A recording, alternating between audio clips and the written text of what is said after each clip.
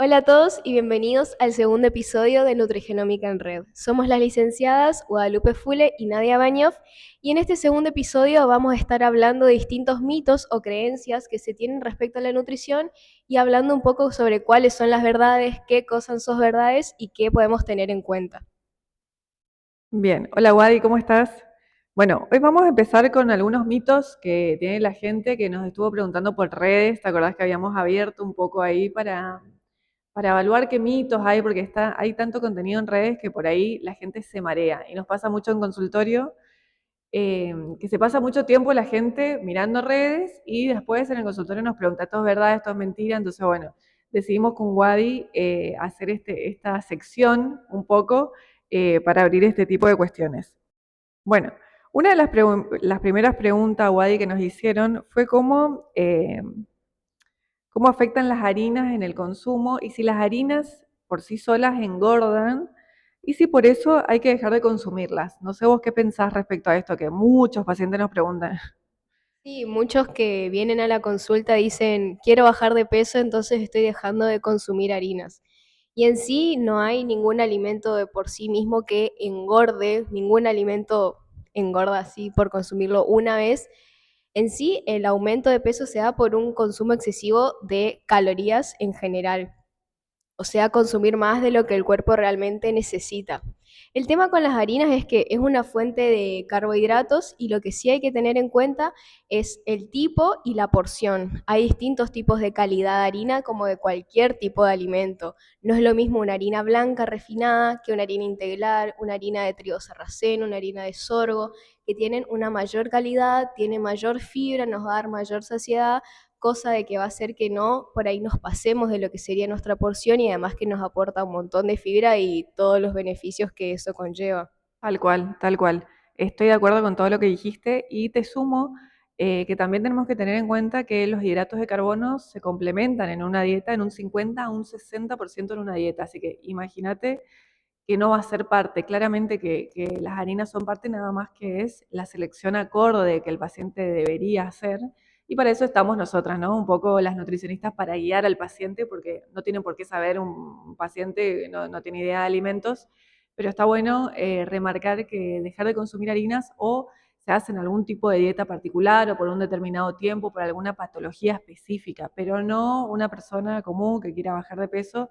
La verdad es que demonizaron un montón las harinas, eh, pero es dependiendo de la harina, tal cual lo que vos decías. Así Sí, que muchas veces también esto de, por ejemplo, sacar las harinas va a hacer que por ahí acudan a ciertas cosas y va a ser demasiado restrictivo y no va a ser algo sostenible, que es justamente lo que nosotros buscamos cuando realmente buscamos y miramos eso de que una persona pueda llegar a bajar de peso o tener un peso acorde a sus necesidades.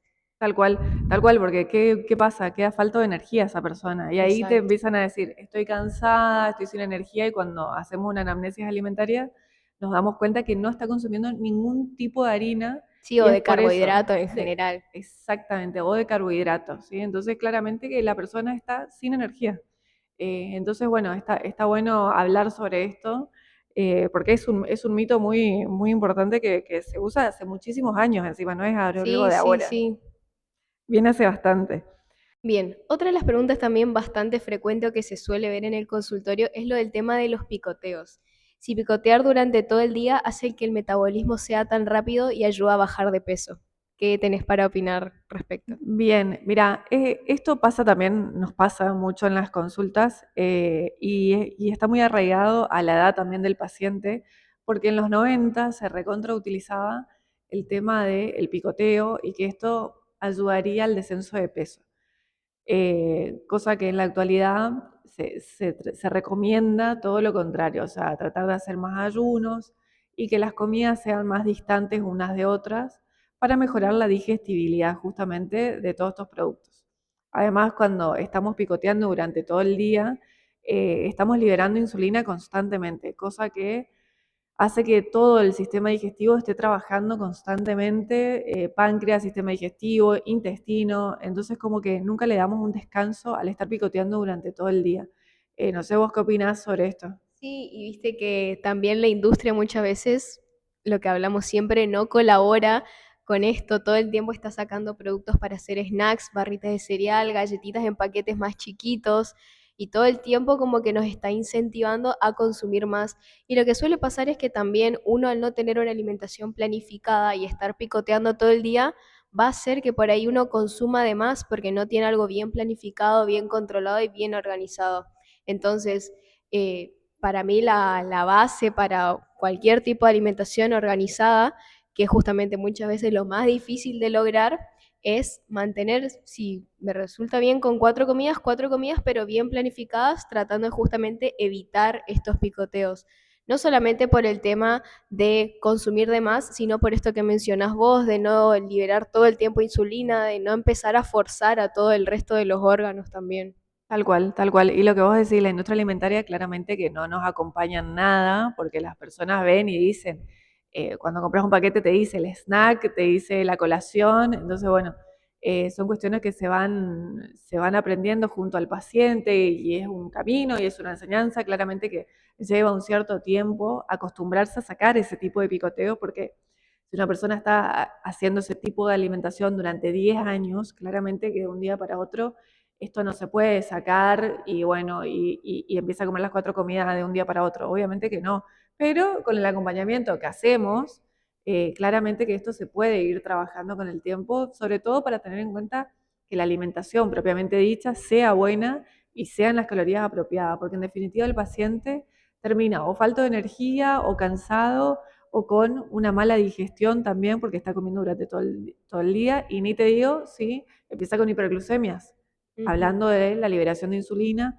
resistencia a la insulina, el síndrome ovario poliquístico, síndrome metabólico, obesidad, sobrepeso, entre otras cuestiones que la vemos un montón. Sí, obviamente también depende el caso y el objetivo de cada uno muchas veces, como en cualquier tipo de alimentación, depende el objetivo que busque la persona, se adaptan distintas estrategias, pero no es necesariamente hacer picoteo para bajar de peso.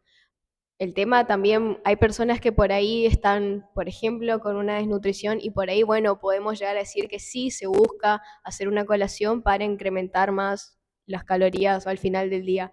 Pero es depende del objetivo de cada persona, no es vincular esto a hacer picoteos a bajar de peso, sino que es analizar cada caso y ver qué conviene y adaptarlo más que nada. Totalmente, totalmente. Así que bueno, esto del picoteo sí, tal cual, es algo que se consulta mucho y que nada, se acompaña al paciente más que nada en lo que vos decís, organizar la alimentación real y que no sea emocional tampoco. Y además no todo recae sobre los alimentos. O sea, también tiene que ver con el entorno en el que el paciente se mueva, la actividad física, el sedentarismo que tenga este paciente o no. O sea, por ahí hay cuestiones que se arraigan mucho al descenso de peso o no, pero tampoco es el 100% de la comida, si no nos quedaríamos muy cortos hablando solamente de lo que come. Es todo el entorno en el que se mueve el paciente y qué hace de su vida, qué tipo de trabajo tiene. Por eso nuestras consultas por ahí con los nutricionistas es mucho más larga de lo que uno espera, porque claramente tenemos que saber El el contexto de vida de la contexto. persona. Exactamente, tenemos que saber todo sobre esa persona. Entonces, bueno, lleva un poco más de tiempo. Sí. Bien, Wadi. Otra de las preguntas que nos hicieron fue si como menos, o sea, menos cantidad, seguro bajo de peso, sin necesidad de hacer actividad física. Vos que tocas un poco más este tema, ¿qué pensás sobre esto? Bien, eh, es lógico que comiendo menos vas a bajar de peso. El problema está que vas a bajar grasa y músculo.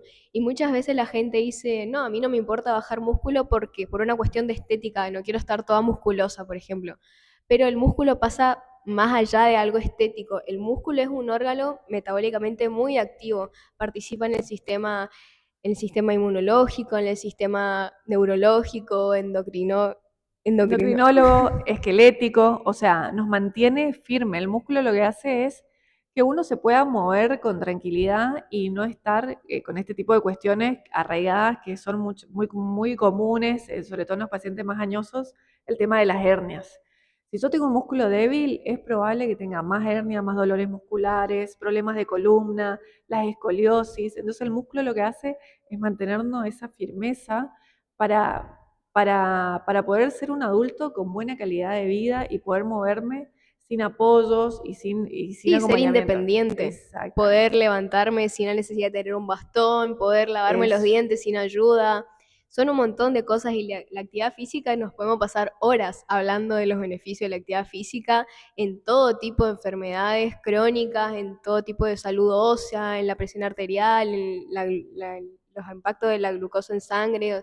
Tiene un exacto. millón de beneficios. El tema también en lo que se ve es que mucha gente grande dice, no, yo ya no puedo hacer eso.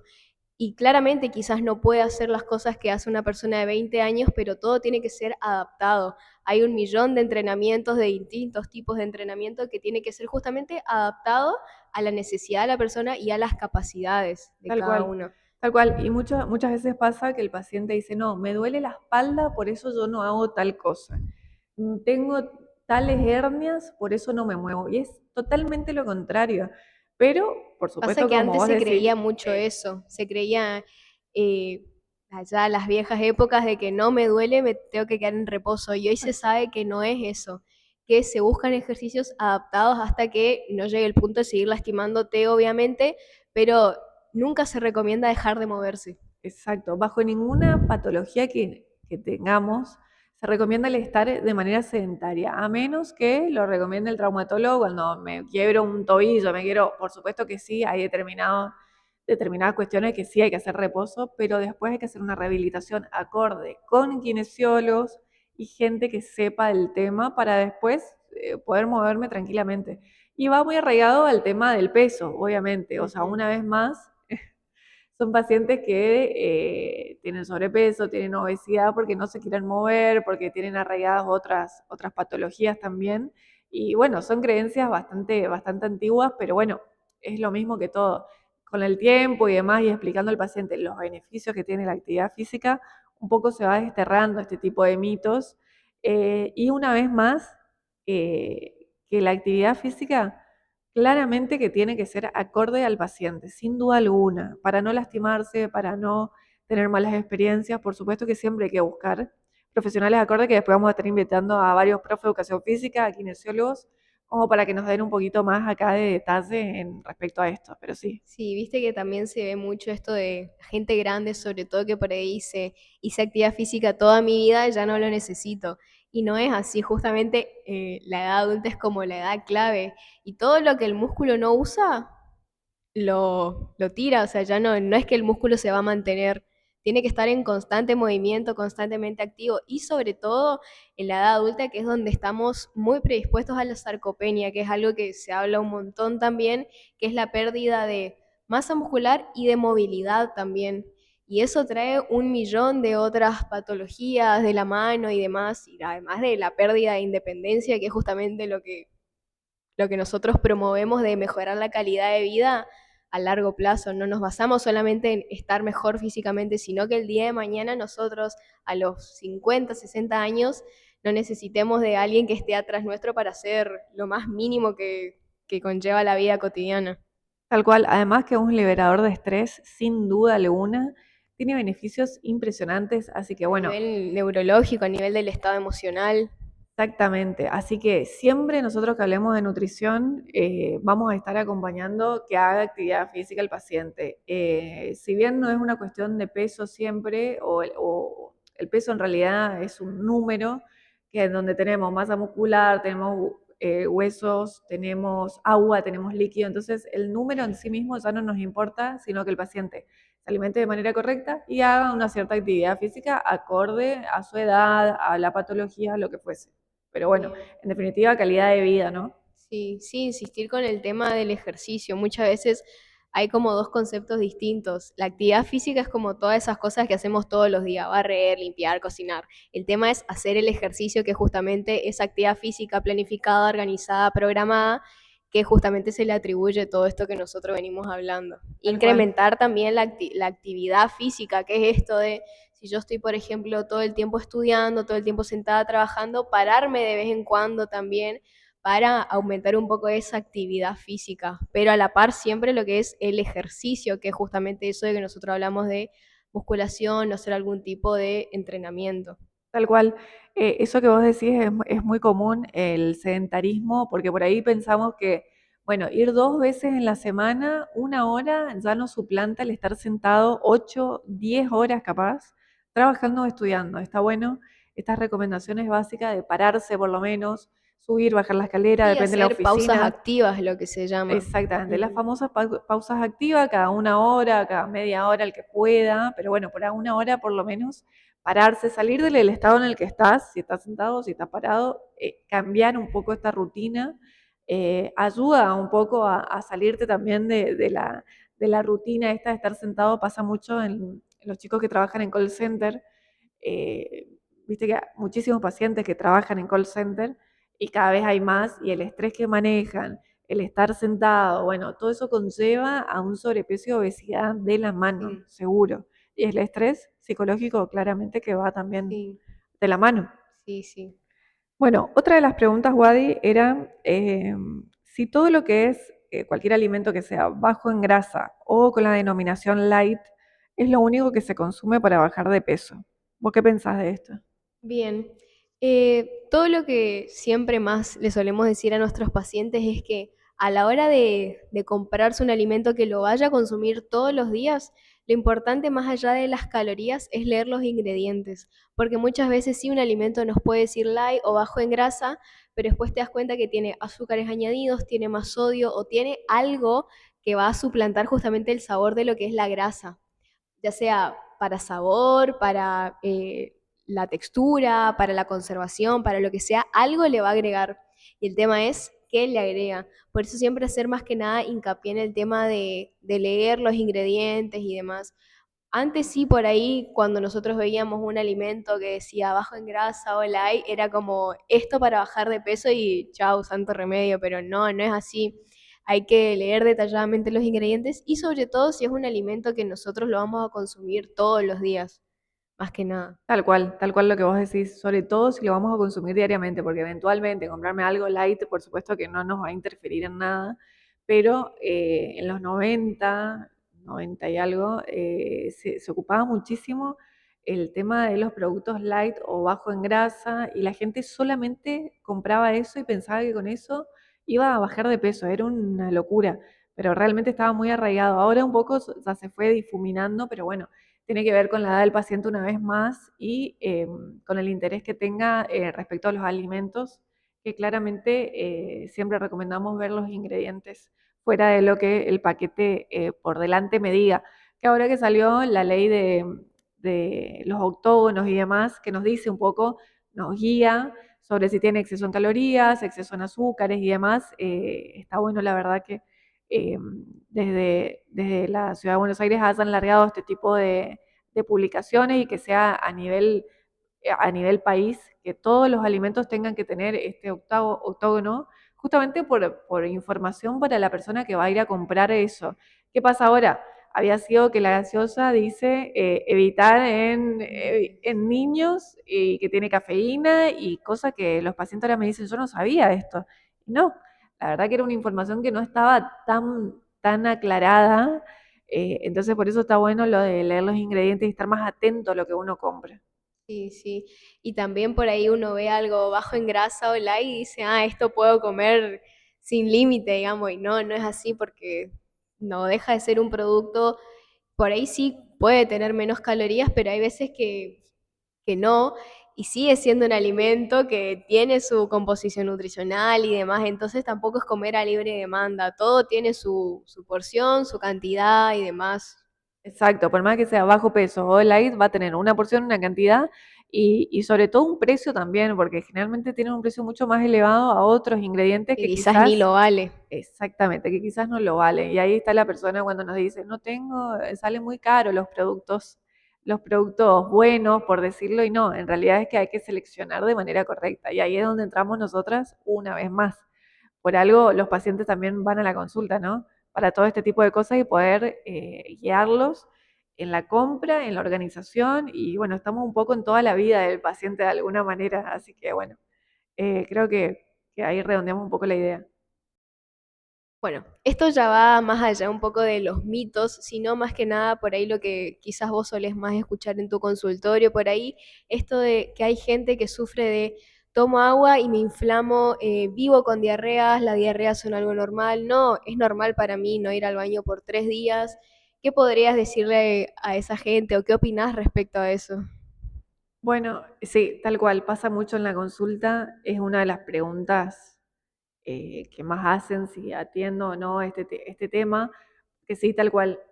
Lo que pasa es cuando tenemos una inflamación tan grande o una irritación intestinal con tanta prevalencia, con tantos años, en el que no se hizo ningún tipo de cambio, ningún tipo de alimentación acorde, empezamos con empezar a dejar de tolerar ciertos alimentos, hasta que llega un punto en el que tal cual, hasta cuando toman agua se inflama, me dice el paciente, cosa que el agua, o sea, es como que, bueno, si ya no podemos tomar agua, estamos como en un punto bastante grave, digamos, de inflamación. Entonces, para esto, y va de la mano también muchas veces con los cambios evacuatorios que tiene el paciente de la materia fecal.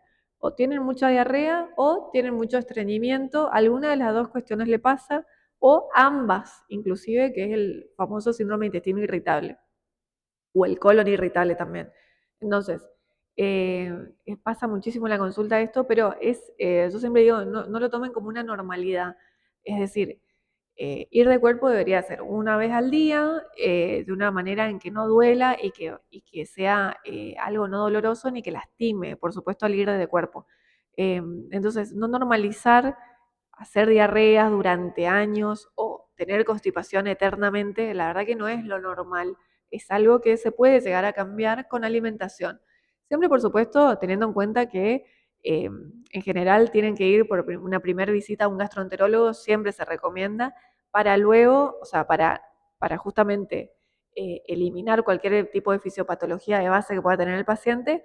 Y luego, si vemos que solamente hay colon irritable o intestino irritable, bueno, le dan medicación acorde muchas veces y después se sigue con dieta. ¿La alimentación para qué sirve? Para que ese paciente pueda tener algo a largo plazo para que ese intestino responda de manera correcta. Porque ¿qué pasa? A veces cuando tomamos pastillas nos duran un determinado tiempo y nos aplacan la patología un determinado tiempo, nos desinflama un determinado tiempo que se sostiene hasta que yo aprenda a comer, me aprenda a alimentar y demás. Por supuesto que sirve la medicación, pero para mantenerlo a largo plazo necesito hacer cambios en lo que es mi alimentación y muchas veces tiene que ver con el entorno en el que manejo. Una vez más, actividad física, consumo de agua y todo lo que venimos hablando un poco sobre alimentación, ¿no? Sí, yo creo que también cuando hablamos de estos tratamientos no es solamente justamente el tratamiento farmacológico, sino que tiene sí o sí va de la mano con un tratamiento en cuanto al plan de alimentación, en cuanto a la actividad física. Es como que todo se tiene que adaptar para también quizás por ahí un fármaco o algo que por ahí nosotros solemos consumir va a calmar la sintomatología, pero si nosotros no solucionamos el problema de base o no hacemos los cambios para mantenerlo a largo plazo, eso va a volver. Tal cual, tal cual. Exactamente, es un poco buscar la causa raíz de este problema, del estreñimiento, de la diarrea o de cualquier tipo de malestar en realidad que esté teniendo la persona. En general tienen que ver con la alimentación porque es lo que hacemos todos los días. Todos los días comemos, nos alimentamos. Es por eso que es de tanta importancia y relevancia qué es lo que como, en qué momento y qué es lo que hago respecto a esto, ¿no? Es como la nafta, lo que decimos siempre, la nafta que tiene el cuerpo, pero esa nafta tiene que ser de calidad, tiene que ser buena y tiene que ser en cantidad y calidad acorde, ¿no? Los porcentajes que hoy hablábamos de hidrato de carbono, proteína y grasa acorde a mi cuerpo, a mi edad y a la actividad que yo haga en mi vida diaria también, obviamente. Todo tiene que ver. Y muchas veces el intestino reacciona ante esto. Sin lugar a duda, a descartar alergias, malabsorciones, por supuesto que sí, que suele pasar mucho y más ahora con el tema de la histamina también, se ven muchas alergias nuevas, si se quiere, nuevas entre comillas, pero bueno, tiene que ver con el expertise del médico y del nutricionista en el que uno vaya, poder ir de alguna manera encontrando qué es lo que me está haciendo bien, lo que me hace mal y encauzar por unos buenos hábitos alimentarios. En definitiva, todo se trata de eso, ¿no? Bueno, y con esto damos por finalizado el segundo episodio de Nutriclínica en Red. Muchas gracias por escucharnos, por apoyarnos y si les gustó este video no se olviden de suscribirse y darle un gusto y compartirlo por ahí con alguien que sepan que quizás les podría interesar. Muchas gracias y nos vemos en el próximo.